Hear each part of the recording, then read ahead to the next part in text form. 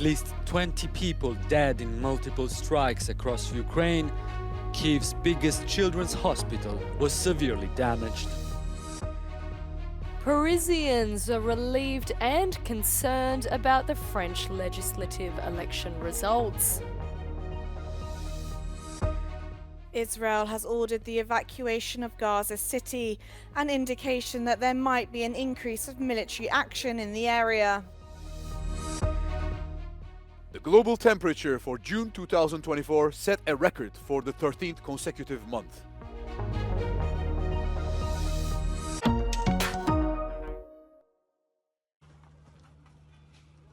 Russia has unleashed the biggest attack on Kyiv in several months. At least 7 people died in the capital, and its biggest children's hospital was severely damaged. Ukraine said Russia used hypersonic missiles, which traveled 10 times the speed of sound. Falling debris from intercepted artillery set out fires across several districts in the capital. Ukrainian President Volodymyr Zelensky said apartment buildings and public infrastructure were struck in other cities as well. The morning attack killed at least 20 people across the country. Zelensky's native city of Kryvyi Rih was hit hard, with 10 fatalities. The strike occurred on the eve of a crucial 3-day NATO summit in Washington, where Ukraine's allies will discuss their support to Kyiv for the coming months. Hungarian Prime Minister Viktor Orbán has made an unexpected visit to China, following similar trips to Ukraine and Russia to discuss a peace settlement for Ukraine.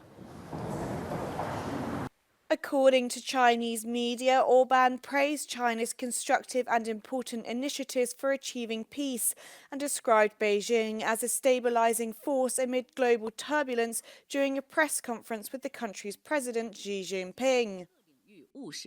Meanwhile, it's reported Xi Jinping called on world powers to help Russia and Ukraine resume direct dialogue and negotiations. Just 2 months ago, the Chinese president made a similar trip to Budapest as part of his 3-country European tour, which also included stops in France and Serbia. During the visit, Hungary and China signed a number of new agreements to deepen their economic and cultural cooperation.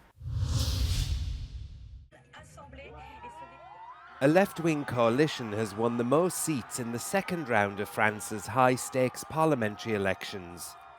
According to the final results, the new Popular Front alliance, formed just 3 weeks ago, won 182 seats.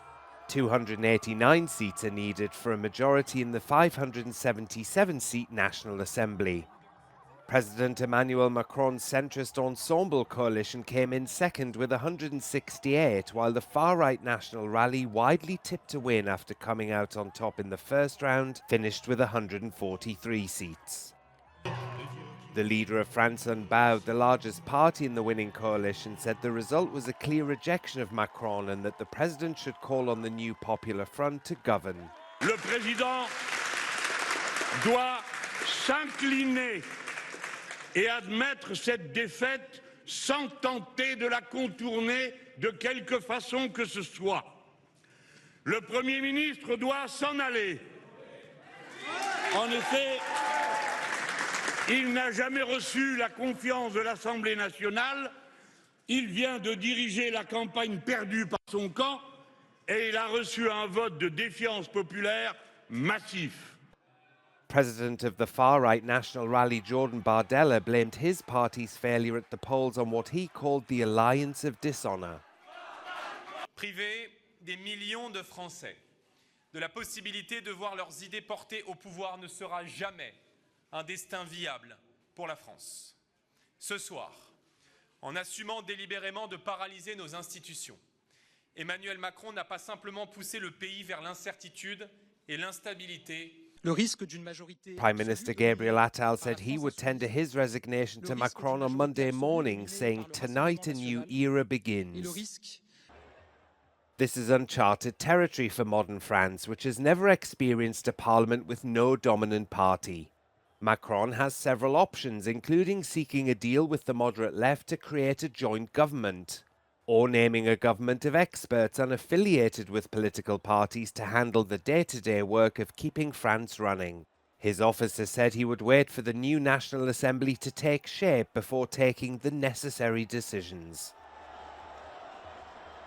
Despite the National Rally's surprising third place in the second round of the French legislative elections, its party leaders are still refusing to qualify it as a defeat. According to Marine Le Pen, the historic leader of the far-right party, this is only a deferred victory, claiming that this sets up the National Rally for what she believes is a solid chance at victory in the upcoming 2027 French presidential elections. Sofia Katsatkova reporting from Paris for Euronews.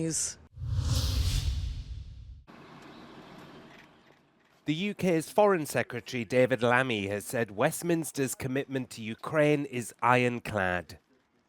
Lammy was speaking in Hobielin after meeting his Polish counterpart Radosław Sikorski, where the two ministers discussed security issues ahead of next week's NATO summit in Washington. They stressed both countries were prepared to provide long-term support to Ukraine, with Lammy saying that the UK took its commitment to Ukraine and NATO very, very seriously indeed.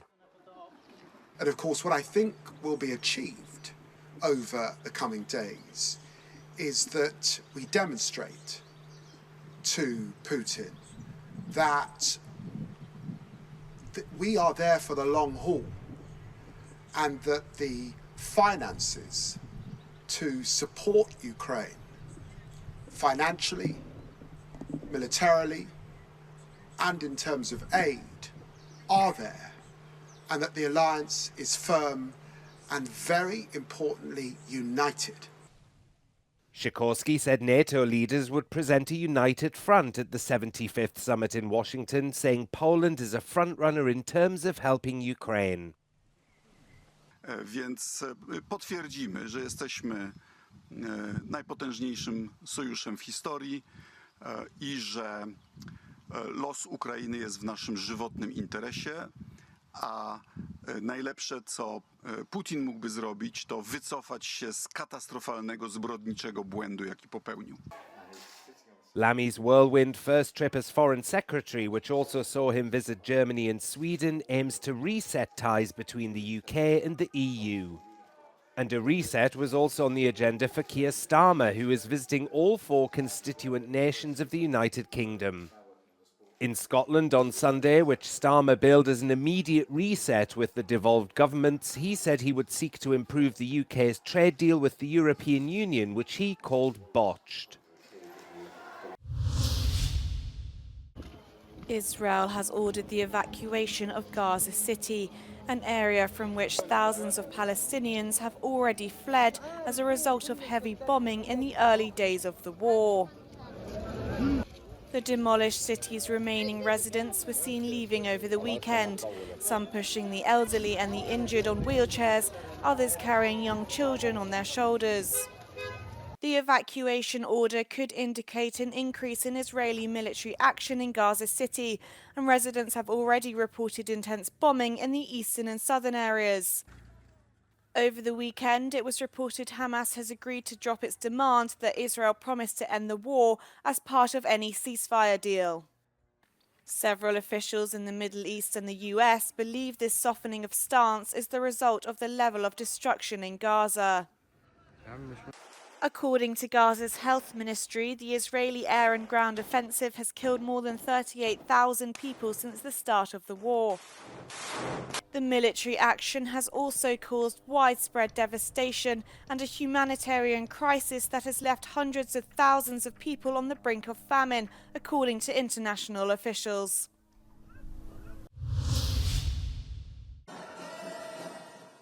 Thousands of Israelis have staged a mass protest blocking roads in Tel Aviv in what they're calling a day of disruption to mark 9 months of war in Gaza. The rally started at 6:29 a.m. local time, the moment when Hamas launched its first rockets ahead of its incursion into Israel on October the 7th. Protesters are demanding more action from the government to secure the release of the Israelis still being held hostage in Gaza. Around 120 Israelis are still being held captive by Hamas. Preparations are underway in Washington, D.C. ahead of the 75th NATO summit. Leaders from the 32 member states will gather in the US Capitol for the annual meeting, which takes place from July the 9th to the 11th. Russia's invasion of Ukraine and continued military support for the country is expected to be high on the agenda.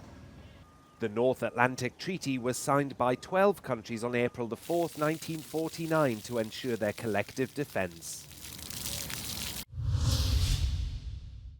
The global temperature in June set a record for the 13th consecutive month. More than a year long of record-breaking hot months continued this trend through June, according to the European Climate Service Copernicus. The global temperature in June was a new record high, and it marked the 12th month in a row that the world was 1.5 degrees warmer than pre-industrial times. It's a stark warning that we are getting closer to this very important limit set by the Paris Agreement. The global temperature is continues to increase. It has